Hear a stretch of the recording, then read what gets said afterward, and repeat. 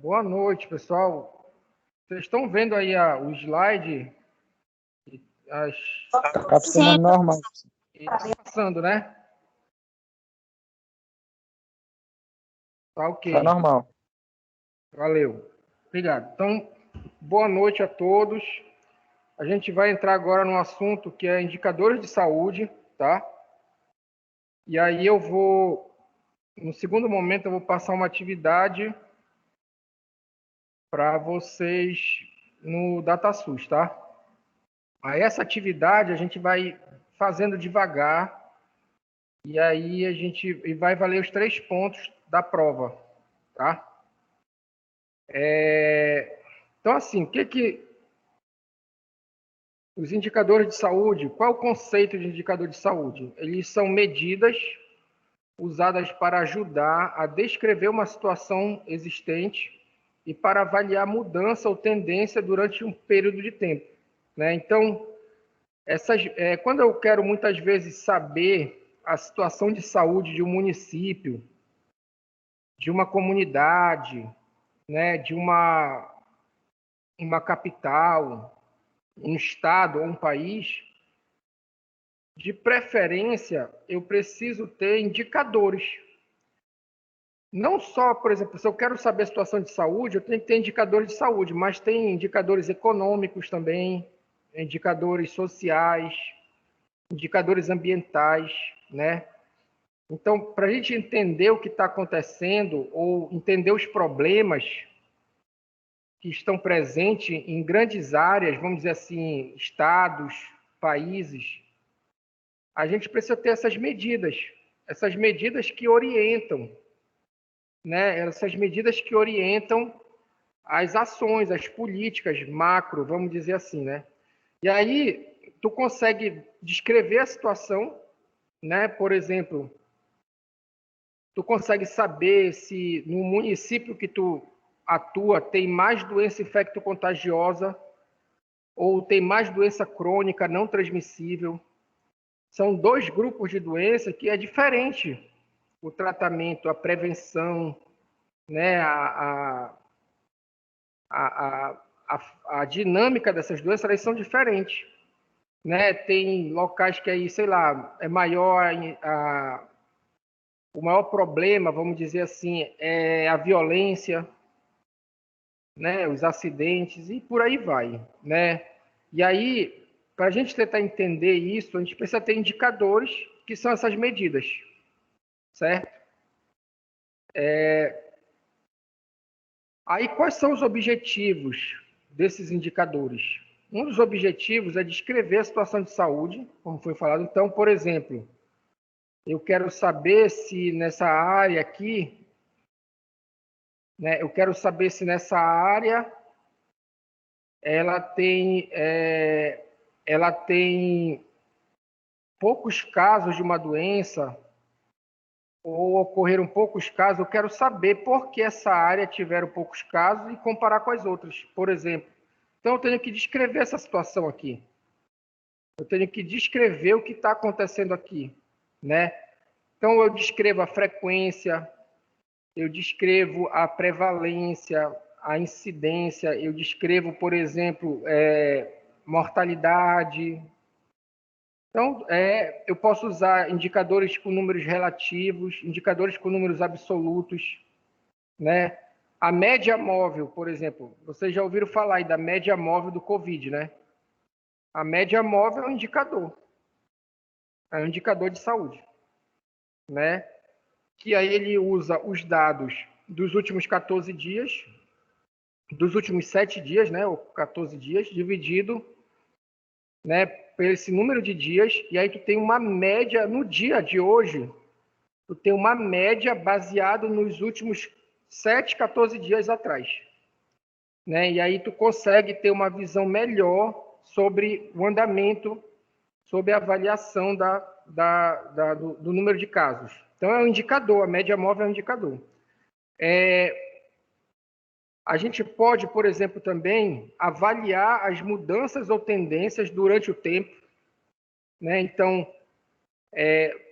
vocês devem ter visto lá aquele gráfico lá do Covid, né? Que o número de casos aumenta, depois diminui, aumenta, se mantém, cai e por aí vai, né? Isso acontece com outras doenças, né? Tem doenças que se mantêm estável, tem doenças que têm picos, né? Tem doenças que vêm aumentando, outros casos, né? Enfim. Mas a questão é que eu posso avaliar isso, avaliar a tendência, avaliar a mudança, vamos dizer assim. Não só, às vezes, da doença em si, mas, por exemplo, tem um indicador que a gente vai ver, que é o de cobertura. É um indicador de cobertura das equipes do PSF. Então, é em porcentagem. Então, tu tem municípios que têm 70% da sua área coberta pelo PSF, 70% da população. Tem locais que tem 80%, tem locais que tem 40%. Né? Então, essa medida ela é importante que ela aumente, por exemplo, porque o PSF é uma estratégia, né? O Programa Saúde da Família, a estratégia Saúde da Família, mas é uma estratégia interessante porque tu consegue ir atrás de casos, fazer a intervenção em casos mais leves e até em pessoas saudáveis. Tu consegue ter um impacto maior na situação de saúde das pessoas. Por quê? Porque tu vai atrás delas, tu conhece elas, tu sabe do risco que ela tem, por causa da literatura e tudo, e aí tu te adianta, levando médico, enfermeiro e o que for necessário, marcando exames. Então, é uma estratégia interessante para prevenção e promoção à saúde. Então, é um indicador que a gente observa que tem essa proporção de pessoas, proporção da população coberta, né? Que é coberta pelo PSF. Cada estado tem uma proporção, cada município também, tá? Então, a gente consegue perceber se houve investimento, se aumentou a área coberta, se diminuiu ou se manteve, né? Então, a gente consegue avaliar mudanças ao longo do tempo, tá? A outra coisa, a gente consegue avaliar a eficácia e o impacto de um programa, né? O PSF é um exemplo disso. Quando ele começou em 94, né, o PSF, algumas capitais que conseguiram expandir a atenção básica, né, através do Programa Saúde da Família. Teve, por exemplo, Florianópolis, ele conseguiu reduzir para 0 a mortalidade por doença diarreica, por diarreia. Por quê? Porque o ACS, os profissionais, iam até a casa das mães, que estavam sob risco, ensinavam a ferver água, ensinavam a tratar a água. Tem forma de tratar sem ser fervendo, né? E ensinavam sobre higiene e tudo. Isso teve impacto nesse indicador, por exemplo, de mortalidade por diarreia, né?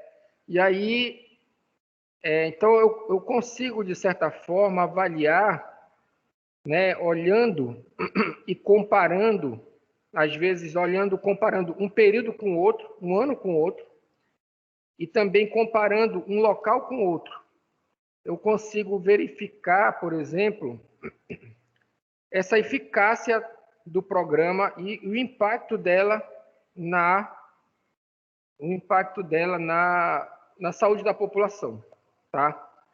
E aí, existem alguns critérios para a seleção de indicadores, né? Que o Pereira fala aqui de 2000, tá?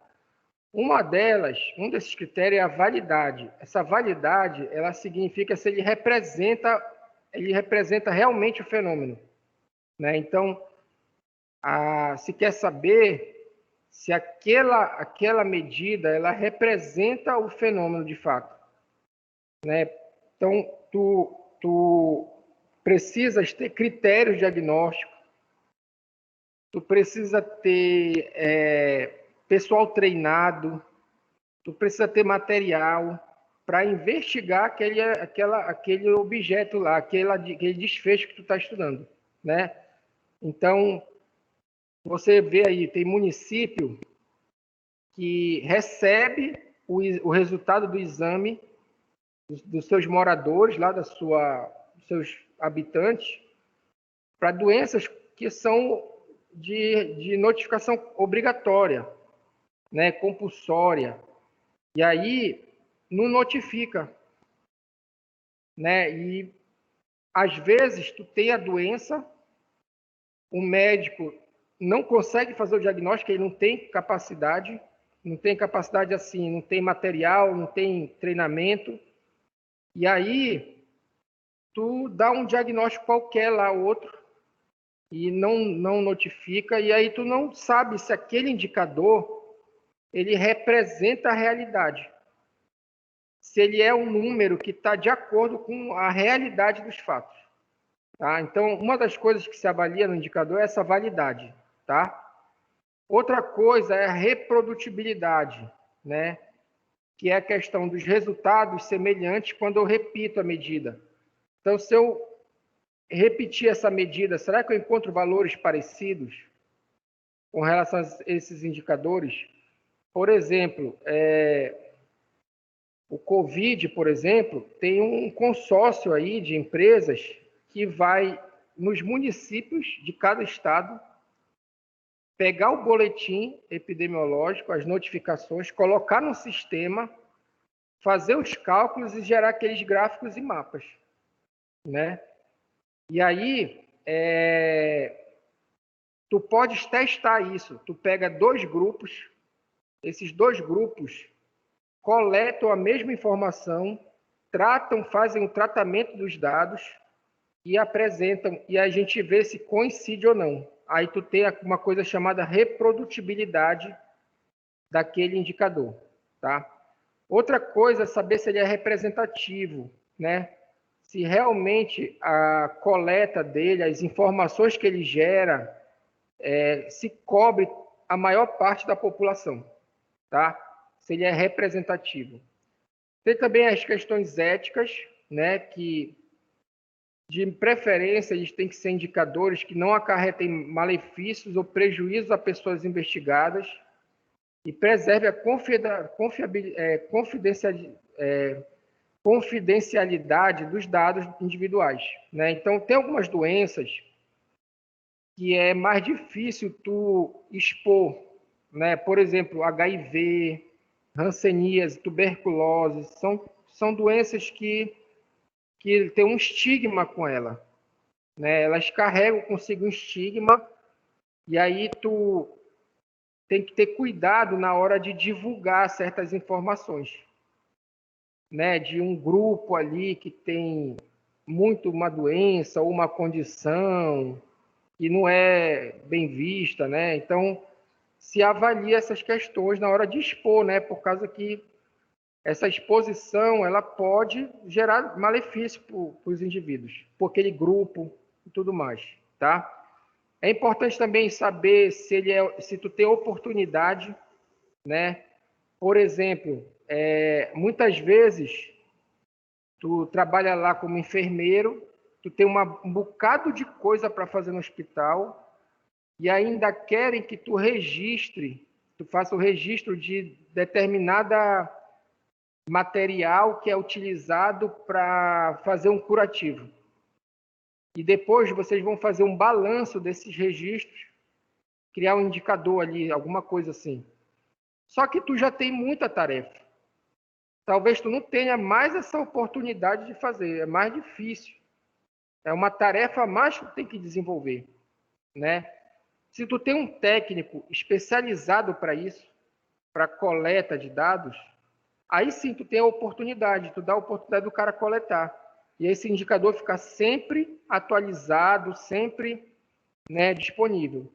Outra coisa também, uma parte dessas informações, elas podem estar, por exemplo, num sistema eletrônico, né, num banco de dados, num computador, num prontuário eletrônico. E aí, se tu talvez, durante o atendimento ao paciente, tu tenha oportunidade de operar o sistema de maneira rápida, um sistema intuitivo, fácil de operar, aí sim, é um indicador oportuno, é importante, né? Ele permite que tu consiga mensurá-lo, registrá-lo, contabilizá-lo, né? E sem perder, sem ter um trabalho a mais nas tuas tarefas, tá? É interessante que ele tenha simplicidade, né? Não seja tão complexo. Por exemplo, alguns indicadores, eles são bem complexos, envolve cálculos, né? Com várias variáveis, que às vezes é difícil de operar, mas se for simples é melhor, tá? Facilidade de obtenção é importante, né? Saber se é fácil. Por exemplo, o COVID, ele foi difícil de saber, né? No início, era mais difícil de tu conseguir o diagnóstico, aí fazer a PCR, ninguém sabia como era o quadro clínico dele exatamente, na verdade, quais eram as diferenças para outras gripes, né? E aí tu tinha ali o problema do diagnóstico. Aí a ciência vai evoluindo, vão pesquisando, né? E a questão do custo também. O COVID, por exemplo, a PCR é cara, ela demora 24 horas, né? E aí não é tão fácil tu chegar lá e fazer a PCR em todo mundo, testar todo mundo facilmente, tá? Então, assim, os indicadores, eles precisam, se eles tiverem essas características, é melhor, tá? É uma sugestão e aí alguns cuidados que a gente tem que ter na hora de montar os indicadores, né? E estudar e pesquisar sobre eles, tá? Aí quais são os tipos de indicadores que a gente tem, tá? Então a gente tem os indicadores, né? Os tipos, tem indicadores de mortalidade, são indicadores que se referem à morte, a óbito, os de morbidade. Então são esses dois que a gente vai ver, mas existem indicadores nutricionais, por exemplo, IMC, né? Peso corporal, obesidade. Existem indicadores demográficos, né? Como o sexo, a raça, né, o estado civil, indicadores sociais, por exemplo, tem aqui escolaridade, classe social, é um indicador social, se é classe A, B, C ou D, né? Tem indicadores ambientais, por exemplo, se a pessoa tem água tratada, né? A quantidade de pessoas que recebem água tratada no local tal, né? Que tem coleta de lixo regular, que tem esgoto, total de casas que tem esgoto, e por aí vai, né?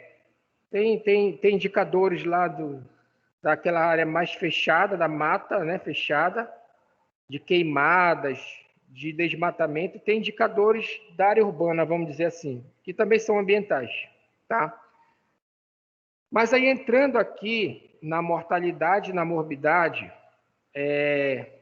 o que significa mortalidade? Ela se refere aos óbitos, que são as mortes, e a morbidade, ela vem da palavra latina morbus, que significa doença, né? Então, ela se refere à ocorrência de casos de uma doença ou agravo. Agravo aqui, ele está se referindo ao homicídio, suicídio, acidente de trabalho, acidente de trânsito, né? As outras causas, assim, os outros problemas que não são uma doença de fato. Vamos dizer assim, causas externas, tá? Tá. Aí a maioria das vezes, essas medidas de morbidade e mortalidade, elas sempre são números relativos, tá? Então eu tenho um numerador e um denominador. Por quê? Porque esse tipo de análise ele permite eu comparar estados ou países com populações diferentes, né? Então ele permite eu comparar estados e países com populações diferentes. Só o número absoluto, às vezes, ele não te dá essa noção correta, tá? E aí, a gente precisa ver, por exemplo, as fontes de dados para estudo de mortalidade e morbidade, de onde saem os dados, onde a gente constrói esses indicadores, tá? Então, começando aqui pela mortalidade, eu vou dar um exemplo aqui de um indicador de mortalidade geral, tá? Em residentes em Belém. Então, eu estou identificando o local, eu estou identificando o período. E esse indicador, ele vai ser para mim o número total de óbitos em residentes em Belém durante o ano 2015 e a população de Belém em 2015. Certo? Então, a mortalidade geral, aí tem que entender o que é essa palavra geral. Essa palavra geral, ela significa qualquer causa de morte.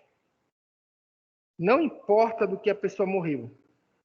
Se foi Covid, se foi depressão, se foi diabetes, se foi acidente, não importa, é a mortalidade geral, por todas as causas, tá? Então, é o total de óbitos num determinado período e local, pela população nesse mesmo local e nesse mesmo período, tá? E onde é que eu consigo achar esses óbitos? Eu posso achar nos óbitos registrados em cartório, tá?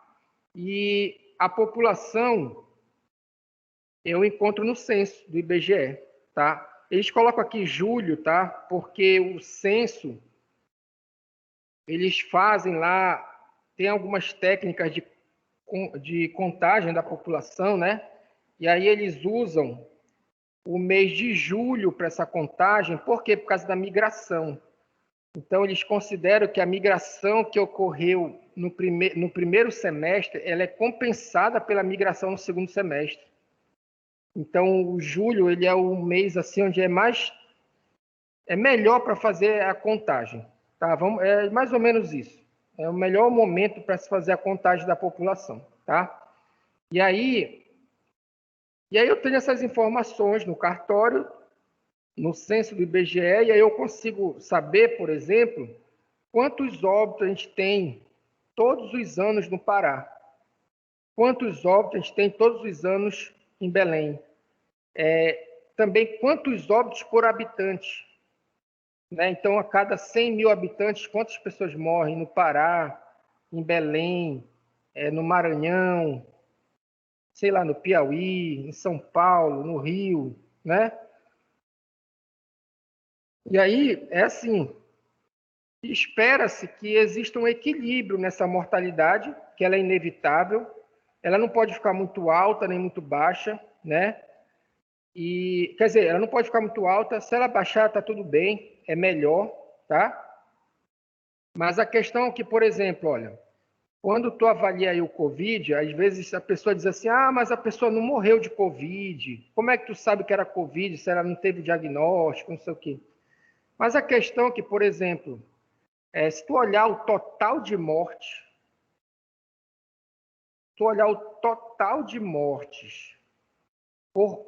a mortalidade geral no Brasil e nos estados, ela aumentou 5 vezes. Assim, quando eu digo total de morte, é a mortalidade geral, independente da causa. Quando tu compara a mortalidade geral dos anos anteriores com a mortalidade de agora, de 2020 e 2021, a diferença ela é muito grande. Provavelmente esse excesso, né, esse excesso de mortalidade comparado aos anos anteriores, ele está relacionado ao Covid, que é o que tem de novo. É o que é a novidade que está aí, né? Então é uma doença assim que é muito complexa e muito complexa, muito perigosa, muito, né? Como é que se diz? Que tem aí está deixando uma carga, né? Social, econômica, psicológica na população muito grande, tá? Aí a gente continua aqui, por exemplo, outro indicador aqui, olha, o índice de mortalidade infantil. E aí é preciso que vocês estudem o indicador, a ficha técnica deles, né? Então eu vou mostrar para vocês um arquivo que tem essa ficha técnica de alguns indicadores, não são todos, tem de alguns, mas se tu pesquisar a ficha técnica, tu encontra, tá? Então, por exemplo, o índice de mortalidade infantil. A gente precisa saber o que é infantil aqui no Brasil. a palavra infantil, ela remete a menor de 1 ano. Então, quando eu falo mortalidade infantil, é a mortalidade de crianças de 0 a 1 ano, tá? Ou menor que 1 ano. Tá? De 0 a 1 ano. Não é mortalidade de criança infantil é de 0 a 5? Não. É de 2 a 7? Não. É de 0 a 12? Não é. Essa palavra infantil, no contexto da epidemiologia, dos indicadores de saúde, ela se refere a 0 a 1 ano, certo? Mortalidade infantil. Então, o que é essa mortalidade infantil? O numerador é o total de óbitos em menores de 1 ano de idade, tá? E o numerador é o total de nascidos vivos, não é a população, tá? Então, por exemplo, para eu saber quantas crianças tem, né, para eu ter uma estimativa dessa população de criança, os pesquisadores eles acharam melhor que é melhor eu conferir isso, eu estimar isso através do número de nascidos vivos, tá? Que é o total de nascidos vivos. E aí, o número de óbito eu vejo no cartório, né? Tem a idade da pessoa que morreu, na declaração de óbito, tá? O total de nascidos vivos também tem no cartório, né? Tu tem a declaração de nascido vivo, tu entrega no cartório uma via da declaração, o cartório te entrega a certidão de nascimento. Tu entrega no cartório a declaração de nascido vivo do teu filho, ele preenche os dados lá e te entrega a certidão de nascimento. Né? E aí é o primeiro documento ali que teu filho tem, tá? Então, assim, esse indicador aqui embaixo não é a população de criança de 0 a 1 ano, porque é difícil estimar essa população. Então, se usa aqui o número total de nascidos vivos. Tá? Então, eu vou ter, por exemplo, 16 óbitos por 1.000 habitantes. 1.000 nascidos vivos, na verdade. Tá errado. Não é habitante, tá? É 1.000 nascidos vivos. Então, aqui no Pará é 16, é 18. Lá no Sul é 13, 14, não sei. Aí eu tenho como fazer essas comparações. Eu tenho também como fazer as comparações de um ano para o outro, tá? Outra coisa. Aí, assim, a mortalidade eu consigo achar nos cartórios de registro civil, tá? Só que eles têm alguns problemas com esses indicadores que são construídos a partir do cartório. Quais são eles? O subregistro de óbito. Então, existem locais, pessoal, que a pessoa morre e não é notificado, não é avisado às autoridades. O cara simplesmente fica como desaparecido. Né? E aí o Estado, vamos dizer assim, não sabe se ele morreu ou não. Então, existe aí uma quantidade de subnotificação de óbitos. Tá? Outra coisa, o subregistro de nascido vivo. Até eu acho que era 2006, 2007, né, houve uma campanha do Ronaldinho, lembra? Para incentivar o registro das crianças. Tá? O governo ele passou a colocar o cartório dentro do hospital. Então, tu vai nos hospitais, dentro dos hospitais tem um posto do cartório. Então, tu tá ali na enfermaria ou tá ali no apartamento, tu já pega a declaração, o pai já pega a declaração, já desce e já registra o filho, já gera a certidão de nascimento. Então, esse subregistro ele melhorou, né? Ficou mais... Na Santa Casa tem cartório, né? Então, essa política, ela ajudou muito a diminuir o subregistro. Porque antigamente, a mulher podia ter filho aqui, aí o cartório era longe do hospital, ela ia para o interior e não voltava mais. Ela morava em locais longe do interior e aí ela ficava sem documento da criança, sem nada. Né? E aí ficava essa lacuna. Então, tentaram organizar para resolver esse problema, tá? Ou diminuir. Tá? Outro indicador aqui, eu posso ter um indicador, por exemplo, de óbito, né, de mortalidade por causa. Então, aqui eu estou dando uma causa que é a pneumonia. Né? Então, a mortalidade por pneumonia em residentes em Belém 2015, tá? E aí eu vou ter o quê? O número de óbitos por pneumonia, também tem que ser residentes em Belém e no ano 2015, tá? E a população de Belém em julho de 2015. Na declaração de óbito, que é entregue no cartório, também tu leva a declaração de óbito e tu recebe a certidão de óbito do teu parente lá, do teu, né, teu cônjuge, enfim. Na declaração de óbito tem lá a causa, né? Então, a causa da morte, lá aparece se é pneumonia ou não. Essa causa da morte, na declaração, tem espaço para 5 causas de morte. Essa causa da morte que a gente vê aqui, ela é aquela causa, é o primeiro evento, né?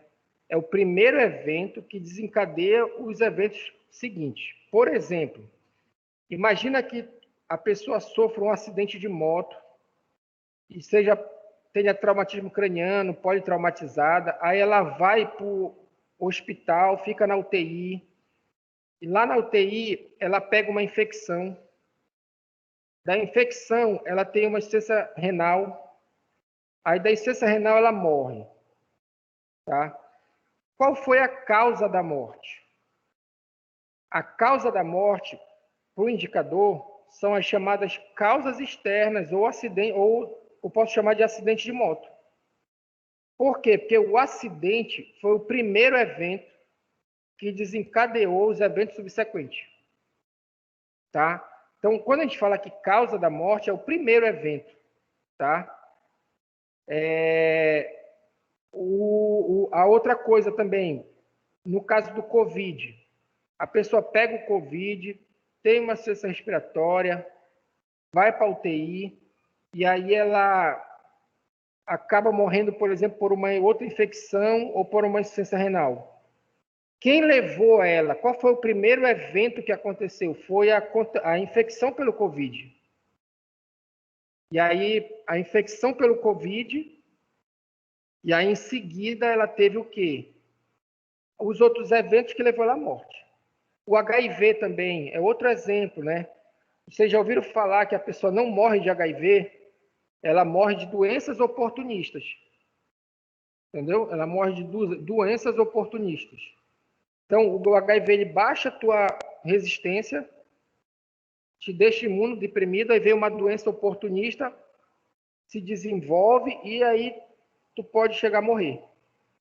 A causa da morte é o HIV, que é ele que desencadeou os outros processos. É o primeiro evento. Então, aqui, a pessoa aqui, número de óbitos por pneumonia, a pneumonia foi a doença inicial e a pessoa morreu. Então, eu tenho aqui a mortalidade por pneumonia, residentes em Belém 2015, é o número de óbitos por pneumonia de residentes em Belém 2015 e a população de Belém 2015. Tá? Aqui, essa palavra residente, ela quer dizer o seguinte, é porque, assim, tem doença que tu mora num local, mas o tratamento para essa doença é em outro local. Vamos dizer assim, tu tem um câncer muito feio, muito sério, vamos dizer, um câncer de hipófise. E aí tu vai tratar lá em São Paulo. Aí tu morre lá no hospital em São Paulo. Né? Aí eu vou dizer que ocorreu um óbito de câncer lá em São Paulo ou aqui no Pará. Né? O que interessa para a gente é onde a pessoa vivia. Né? Então, por isso que eles colocam aqui o local da residência da pessoa que morreu, né? A causa da morte, o local da residência e o local onde ocorreu o óbito. Tá? Então, aqui, o que a gente está olhando é a mortalidade por pneumonia em residentes em Belém. O cara pode até ter morrido lá no Maranhão, mas até a doença ele residia em Belém. Tá ok? Então, eu consigo observar a mortalidade nos cartórios, nos atestados da declaração de óbito, tá? Para eu saber a causa da doença. né? E aí tem alguns problemas relacionados à causa da morte, né?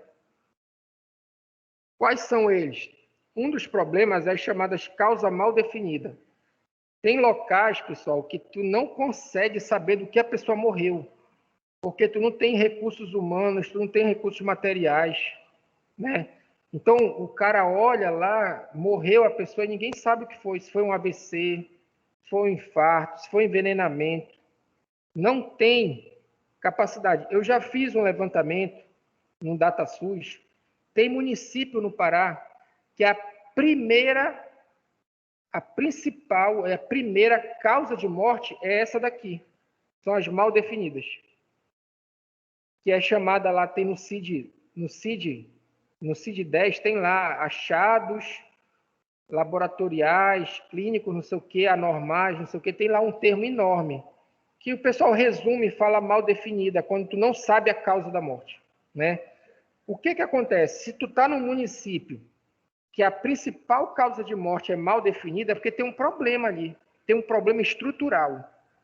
Tá faltando hospital, tá faltando profissionais da saúde, né? Tá faltando peritos, está faltando articulação com algum outro município para usar a rede, né, para dar o diagnóstico, para saber do que morreu. Tá faltando alguma coisa, porque a maioria das mortes está registrado que tu não sabe o que aconteceu, que é mal definida, tá? Então, o que acontece? Morreram algumas pessoas de pneumonia e tu não sabe porque ela foi registrada como mal definida, tá? Então, isso pode alterar ali a tua análise dos indicadores. Outra coisa é diferentes práticas diagnósticas, né? Então, por isso que as sociedades, as associações médicas, as sociedades, associações de enfermagem, de nutrição, de todos os cursos, elas procuram fazer pesquisa, gerar conhecimento, divulgar o conhecimento, promover treinamentos, cursos, para tentar nivelar os profissionais. O próprio município faz isso, o próprio estado faz isso, essa capacitação. Para quê? Para que a gente tenha práticas de diagnóstico concordantes, né? Que sejam iguais e não diferentes. Mas quando é diferente, e ela ocorre de fato, ela atrapalha, né, um indicador, vamos dizer assim. Outra coisa que pode ocorrer, né, que já ocorreu quando tu faz estudo de 98 para cá, 94 para cá, até 98, tu tinha o CID-9. Aí, em 98, criaram o CID-10, que é o que vale até hoje. Então, quando tu analisa dados de antes de 98 para depois, pode ser que algumas doenças foram reclassificadas. E aí tu tem aí uma divergência, uma inconsistência nos dados, porque houve reclassificação do código da doença, certo?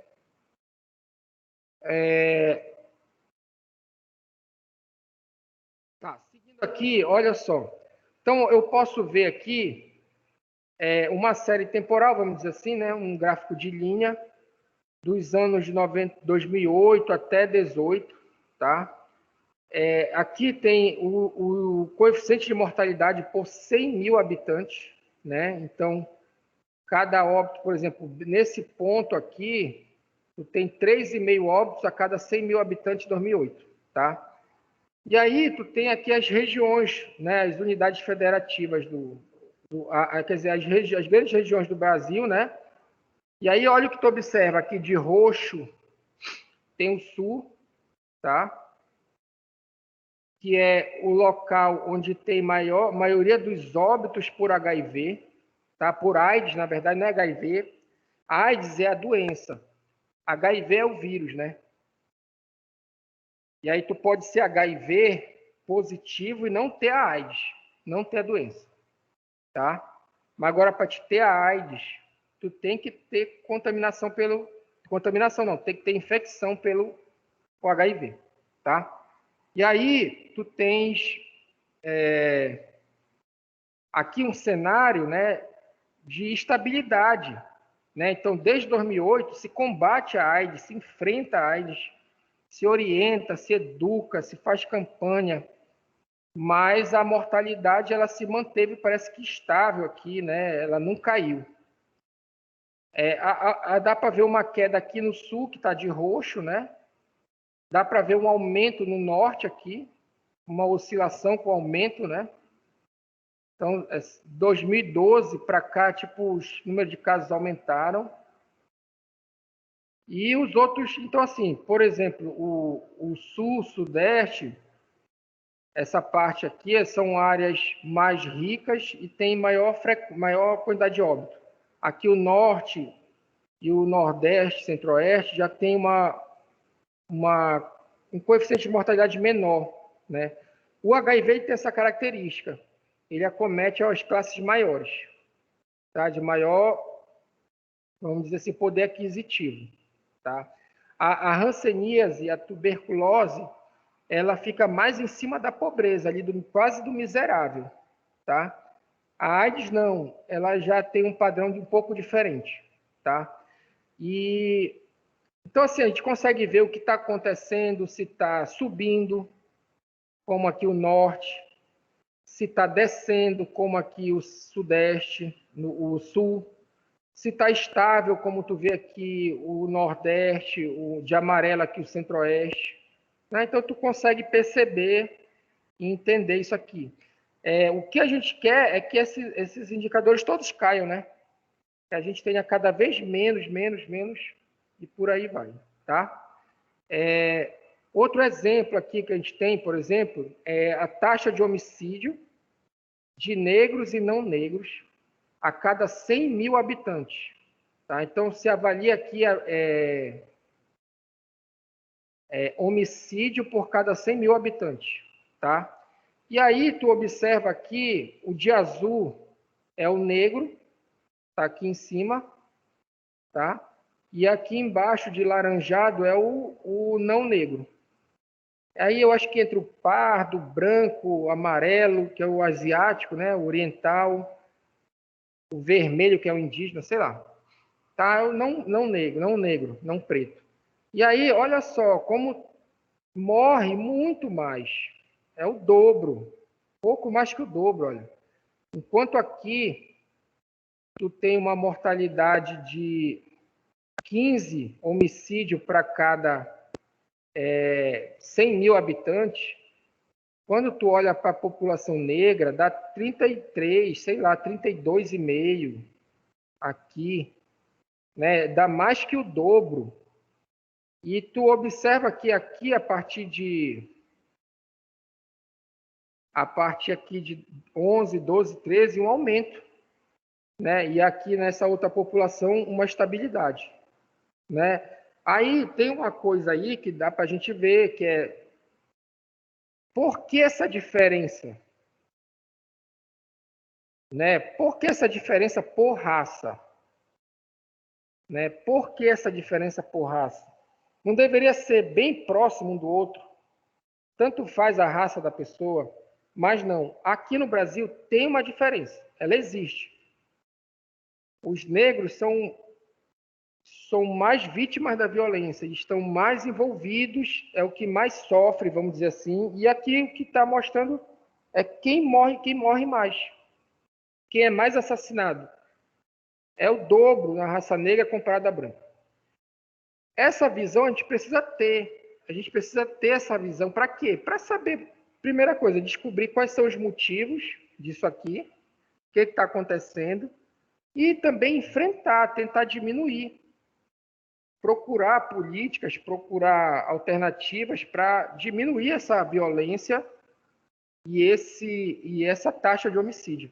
Então, eu poderia analisar aqui a taxa de homicídio por período no geral, por período por raça, separado por raça. Eu poderia avaliar de um estado para o outro e saber qual é o estado, por exemplo, que tem maior taxa de homicídio.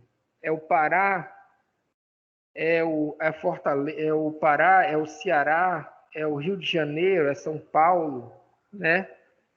E aí vamos dizer que num determinado local seja menor, o que é feito lá, o que acontece lá para ter menor taxa de mortalidade, né? Então, assim, a gente vai estudando, a gente vai investigando, a gente vai entendendo os fenômenos de maneira global, assim, em grandes áreas, tá? Muitas vezes, né, acaba muitas opiniões elas são dadas na observação individual, né? Então, tu tem ali um assassinato e aí tu tem a sensação que é muito violento, que é muito, né? Que a situação ela é muito caótica e tudo mais. É assim, claro que todo mundo fica assustado e tudo mais, né? Mas para eu ter a dimensão real, eu tenho que estudar os indicadores. Eu tenho que procurar indicadores aqui para fazer essa análise, para entender o fenômeno, tá? Tá, com relação à morbidade, tá? Como foi falado aí, a morbidade, ela se refere às doenças, né? E aí, a gente pode ver aqui um exemplo que eu vou dar, como é construído esse indicador. Por exemplo, a morbidade por prevalência de hanseníase em Belém, em julho de 2015. Eu vou precisar do número de casos existentes de hanseníase em Belém, em julho de 2015, e a população de Belém, em julho de 2015.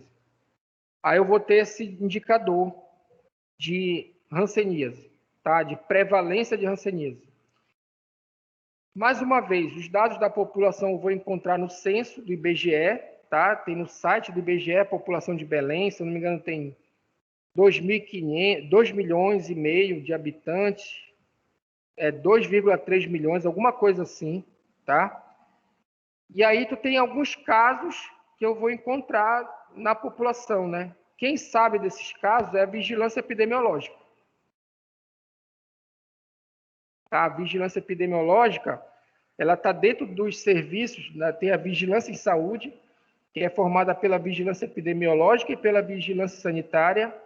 E aí, nesse local, tu consegue, eles ficam vigiando, né? Quantos casos ocorrem, se o número de casos aumenta, se o número de casos diminui, né? O que está acontecendo, se tu está caminhando para uma epidemia de dengue, por exemplo, e aí a vigilância precisa intervir para tentar controlar a dengue, financiar campanhas para controlar a dengue e tudo mais, tá? Então aqui eu consigo ver, por exemplo, esse indicador, por exemplo, prevalência de hanseníase, tá? No município. Outro exemplo, aqui, a incidência, por exemplo, né? A morbidade por incidência de AIDS em Belém, em 2015, eu consigo ver o número, como é que eu monto o indicador, né? É o número de casos novos de AIDS em Belém durante o ano de 2015 e a população de Belém em julho de 2015. Tá? E aí eu vou ter também o sistema de vigilância epidemiológica para me dar essa informação, casos novos e tudo mais. Hoje em dia, pessoal, o que acontece? Devido à informatização, muitas vezes tu já tem o indicador pronto. O cara lá, ele, assim, antes a gente precisava pegar o número de casos de AIDS, dividir pela população de Belém, multiplicar por 100 mil, e aí tu encontrava o coeficiente. E aí tu colocava lá no Excel e fazia os gráficos, as tabelas. Hoje em dia, tu consegue alguns indicadores, eles já estão prontos, eles já estão com cálculo feito. Né? Tu já olha lá para ele, já está todo organizado, só faz utilizar ele para analisar, para discutir, para fazer alguma coisa. Tá?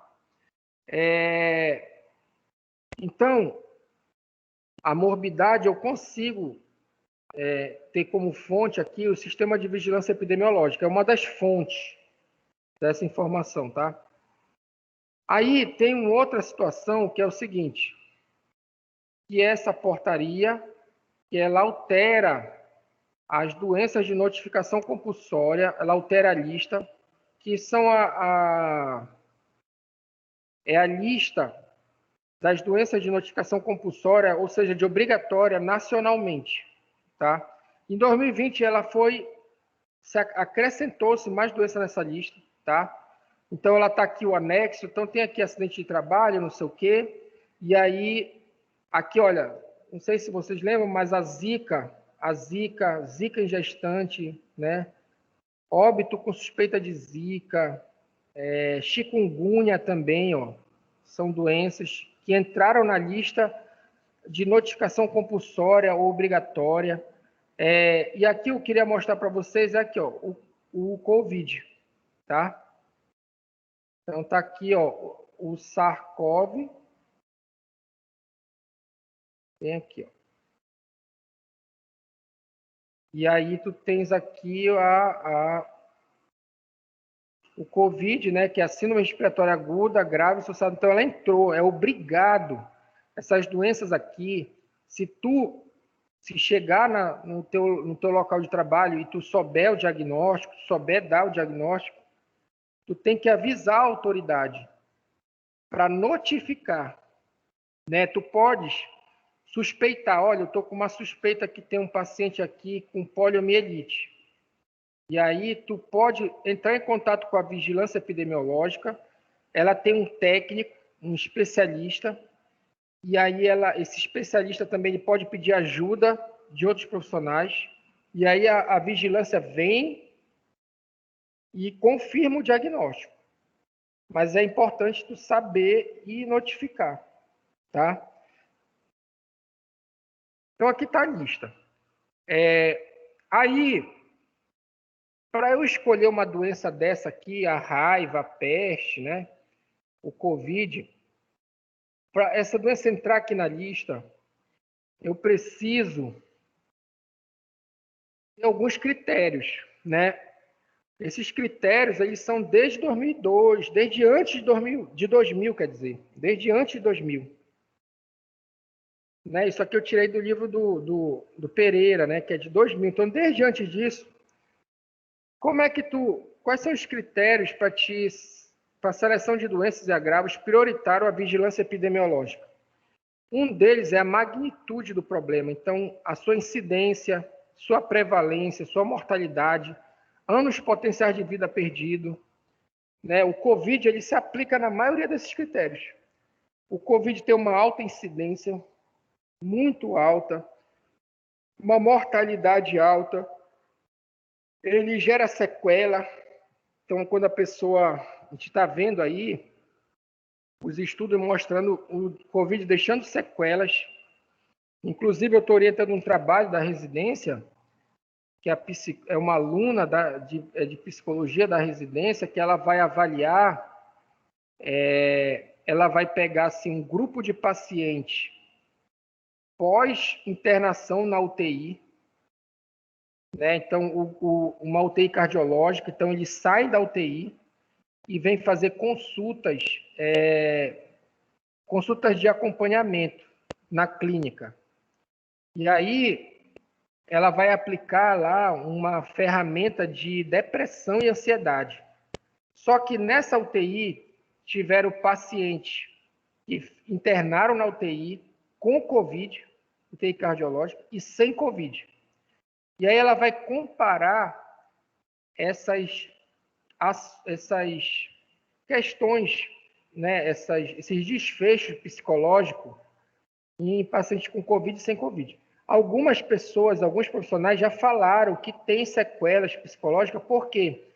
Porque ali o Covid, o cara perdeu o emprego às vezes, ele adoeceu, internou, não morreu, mas perdeu o emprego, ficou com sequela, perdeu parente, perdeu amigo. E aí, então, acaba sendo uma doença que tem uma carga ali psicológica muito grande. Isso é um estudo, mas tem vários, né? Avaliação respiratória, capacidade respiratória, né? Então, vários... esses estudos estão nascendo agora, estão sendo produzidos.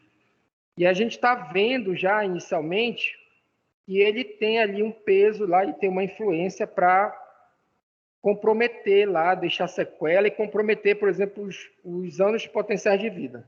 tá? Tem alguns indicadores que medem isso. Esses anos potenciais de vida que é perdido de incapacidade, né? Que esses anos de incapacidade que é gerada pela doença, tá?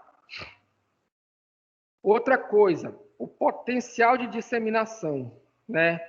Que é expressa pela transmissibilidade da doença, possibilidade de sua disseminação por vetor e demais fontes de infecção, colocando sob o risco outro indivíduo ou coletividade.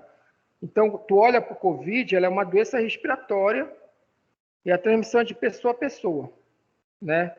Então, antes do Covid, já se levava em consideração as doenças que têm esse potencial de disseminação, né? Então, por exemplo, a gripe sazonal, ela é uma doença que é fácil de transmitir. O que acontece? Ela aumenta nos períodos de chuva, por exemplo, aqui no norte. Por quê? Porque quando chove, tu te aglomera. Tu tá numa parada de ônibus, tu fica todo mundo próximo, numa cobertura. O ônibus fecha-se, né? A janela, enfim, tem uma série de hábitos, de condições que favorecem a transmissão. Só que a gripe sazonal, ela não mata muito, não leva para internação, ela mata mais idoso.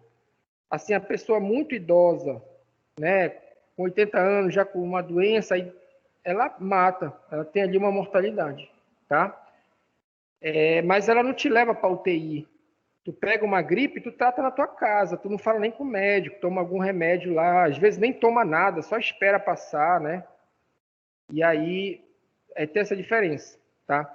Então, assim, a doença com esse potencial de disseminação, ela é um critério para ela entrar na lista de doenças de notificação compulsória. Outro critério, por exemplo, é a transcendência. Por exemplo, a severidade da doença, medida pela letalidade e pela hospitalização e sequela, né? Então, por exemplo, tem doença, tipo a raiva, que não tem cura, né? Então, é uma doença muito grave. A zika, por exemplo, na gestante, pode gerar criança com hidrocefalia. A severidade da doença é muito grande. A criança com hidrocefalia tem uma vida muito complicada. Atraso motor, atraso cognitivo, né?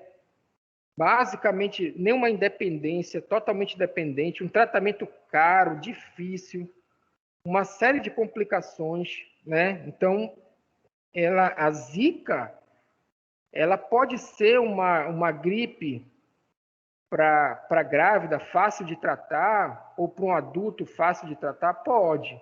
Mas para a grávida que vai ter o bebê, para o bebê, ela é muito severa.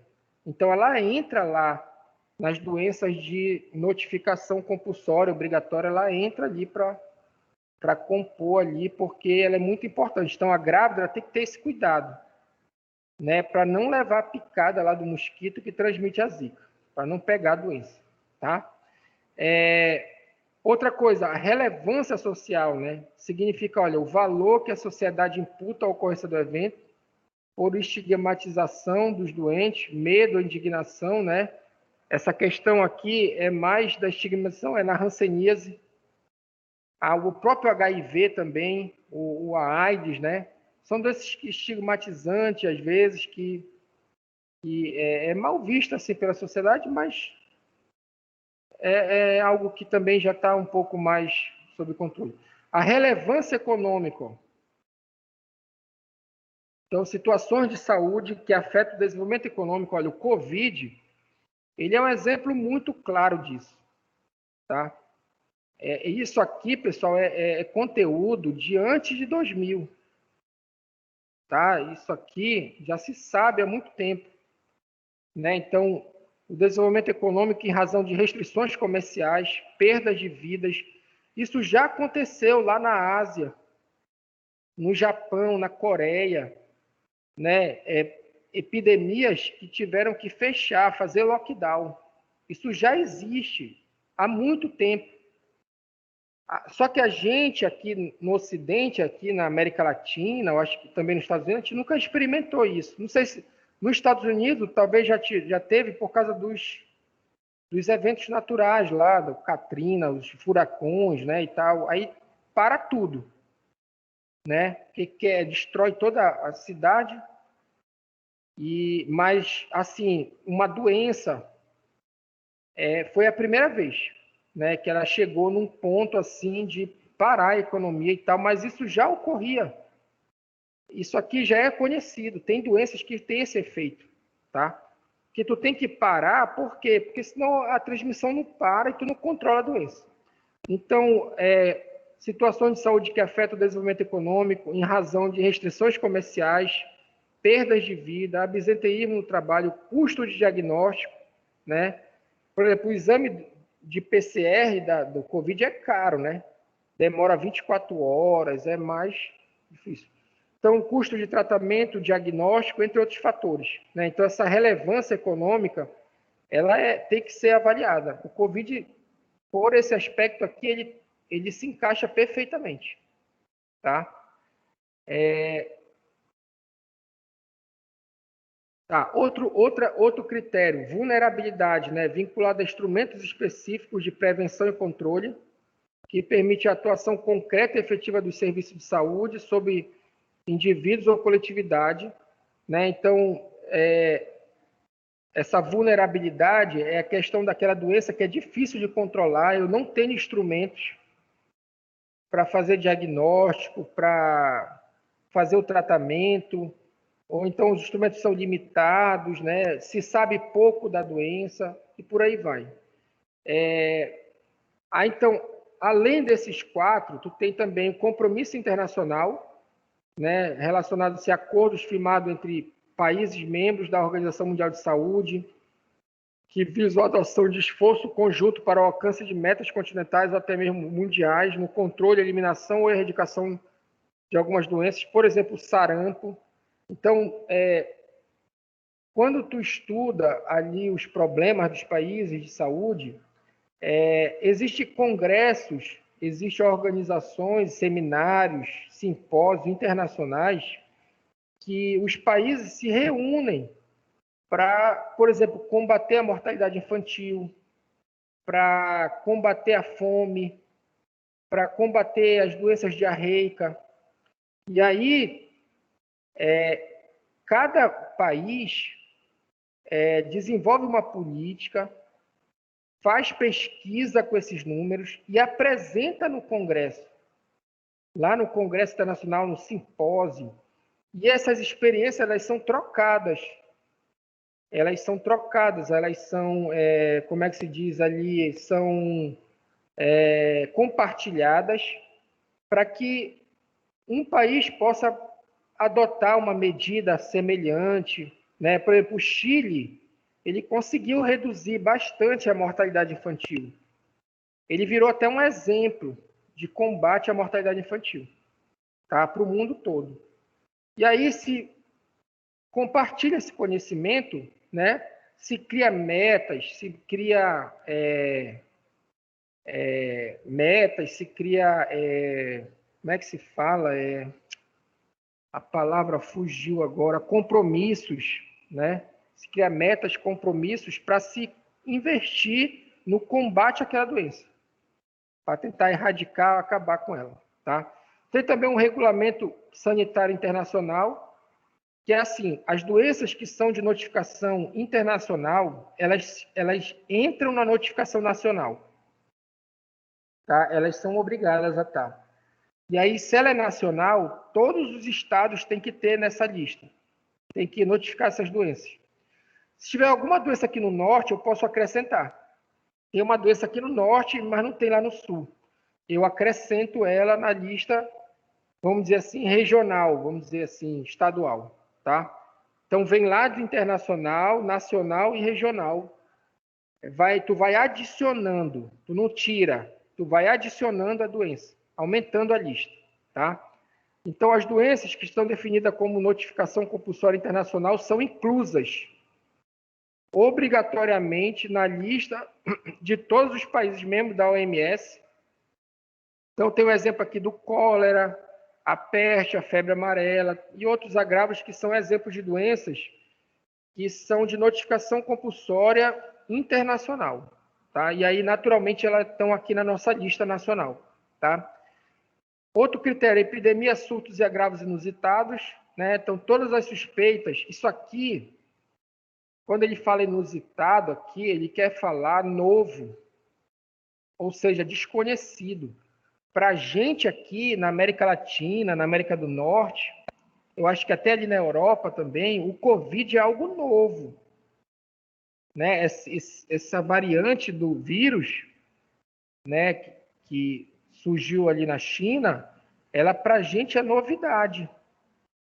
Então, se tu tem ali uma nova doença, eu nem sei se ela é grave, se ela tem um potencial de transmissão, mas ela passa a ser prioridade, né? Então, a gente não sabe. Então, muita coisa, por exemplo, com relação ao Covid, que no início o pessoal tinha dúvida, ninguém sabia. A verdade é essa, que não dava para saber, né? Então, tu usa o conhecimento para prevenção, controle das outras doenças respiratórias que já aconteceram, né? Tu traz esse conhecimento para essa nova doença, mas ela é novidade. Muita coisa a gente não vai saber ao longo do tempo, tá? Ao longo dos anos. Então, olha só, todas as suspeitas de epidemia ou de ocorrência de agravo inusitado devem ser investigadas ou imediatamente notificadas aos níveis hierárquicos superiores pelo meio mais rápido de comunicação disponível, né? Então, se deve avisar com a maior antecedência, com a maior rapidez possível. Para quê? Para que as autoridades consigam tentar controlar, né? Tentar ali combater a doença. Aqui tem as diretrizes para o diagnóstico da COVID, né? E aqui está dizendo aqui que ela é uma doença de notificação compulsória. E aqui tem um CID dela, olha. Ele sugere aqui o 07.1, o 07.2, pode usar também B342, tá? Enfim, tu podes usar esses CIDs aqui para notificação. Quais são os problemas com os indicadores a partir de agravos de notificação? É que tem ali, às vezes, muitos casos leves, né? Tu tem casos leves da doença que, que, é, que não são notificados. Por quê? Porque o cara, imagina assim, a dengue, ou então, sei lá, uma gripe, a gripe sazonal. Muitos casos a pessoa tem uma gripe leve, vamos dizer que ela fosse de notificação compulsória. E aí, tu não vai no serviço de saúde. Então, não tem um diagnóstico. Tu consegue controlar a doença sem ir lá e fazer o diagnóstico. Certo? Então, os casos mais leves, eles são difíceis de encontrar nesses indicadores. Agora, quando o caso é mais grave, aí sim tu tem um diagnóstico, tu tem assistência e tem a notificação. Vamos dizer assim. A etiologia também, quando tu pega lá, pode ver que aqui está escrito assim, olha.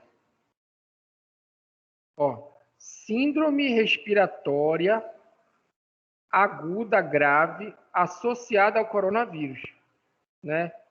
Então, tu tens aqui uma síndrome respiratória ela pode ser causada pelo coronavírus, ela pode ser causada talvez pelo H1N1, por outro vírus, né?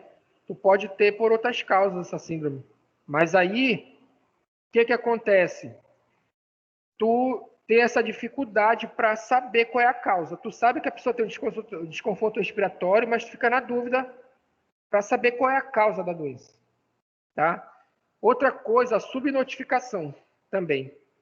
Que aí o cara passa ali na frente dos profissionais com a doença, o profissional não sabe o que é aquela doença, não tem material, não tem conhecimento para dar o diagnóstico, e aí fica ali aquele buraco ali, e aí não é notificado, né? Então, esse problema da subnotificação é sempre falado quando tem Quando se estuda doença, dinâmica das doenças, indicadores de saúde, vigilância epidemiológica, né?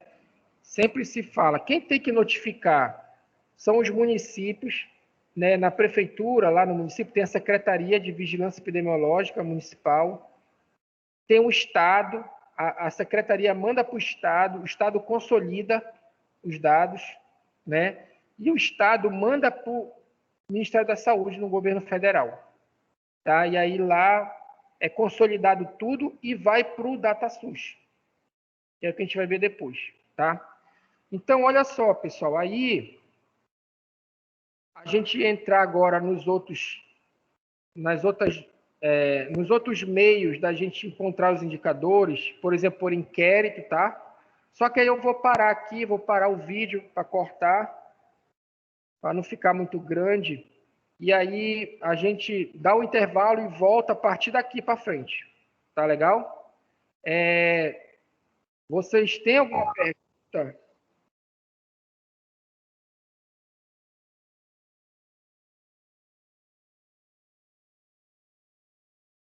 Alguém tem alguma pergunta aí sobre esse material, sobre esse conteúdo? Ou algum comentário? Vou parar aqui a gravação, tá?